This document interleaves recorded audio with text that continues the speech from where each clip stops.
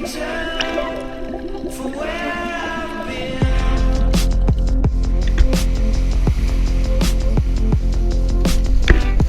Try to pretend that I'm around.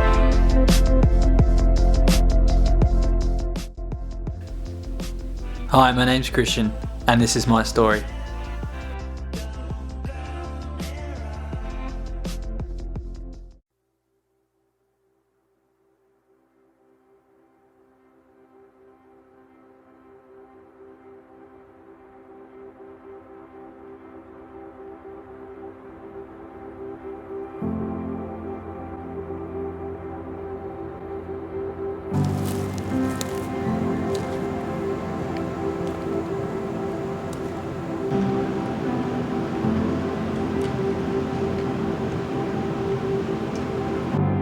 Fire authorities have just updated us on the bushfire situation north of Adelaide.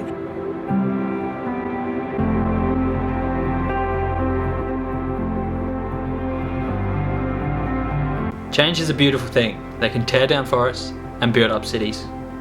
But what about our oceans? This is a story that explains a special group of people that want to record change in the reefs for our younger generations to learn from.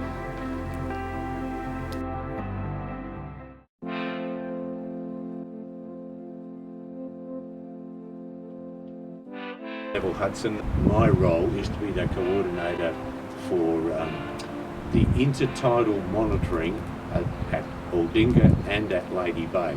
It's staying in, it hasn't gone out. It's dodged the time. It's time for me to learn about the beautiful world underwater.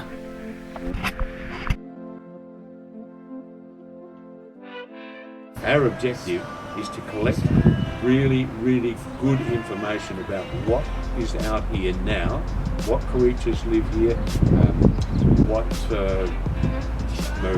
marine plants, seaweeds and things like that are here now, so that in 20, 30, even 100 years time there's a record of what's here. So then we can look at what changes take place. In 2006 I saw a communication, an advertisement if you like, for volunteers to come and help with the intertidal monitoring at Aldinga Beach. So I put my hand up and certainly came along to help the people do that, and I'm saying that was in 2006.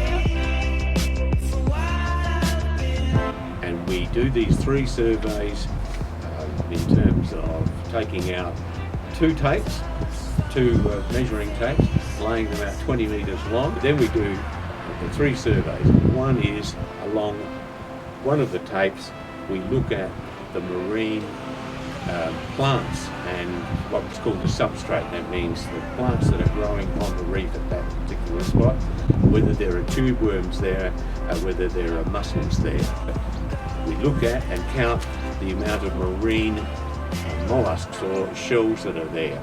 And the other one, the other survey, is we then go for a walk around about 100 square metres around that transect line, and we record any interesting plants, any interesting marine life that's there. Maybe crabs, maybe echinoderms, sea stars and things like that. So those are 3 things that we do with the intertidal reef monitoring program. And we are interested in what impacts or what changes we can see happening on the reef. You can certainly see some changes, and these changes are happening because of the increased number of people that come to this reef, interfering with the marine life that is there. And unfortunately, many people who turn over a rock and look at it don't turn the rock back again the way they found it.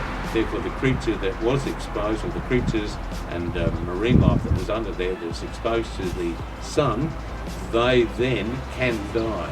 Every time you turn over a rock, you are making an impact, and so there's an impact because of the people that are going onto the reef. There's also another impact, and that is the runoff that's coming from the increased number of streets and houses, the runoff running into the sea here and onto the reef, with sediment on top of the reef. Also, it increases the oxygen, nitrates and phosphate levels in the water, and that has an impact on the reef as well. As humans, we are impacting our marine life by littering, consuming and disturbing. But what can we do to fix it? I made this film to help inspire others, to make a change and support groups like Reef Watchers, who are constantly trying to preserve our marine life. This film is about trying to make people aware that our marine life is fragile and that as humans we have the responsibility to conserve and protect. Please help me in trying to share the message so the younger generations can learn from the beautiful world under the sea.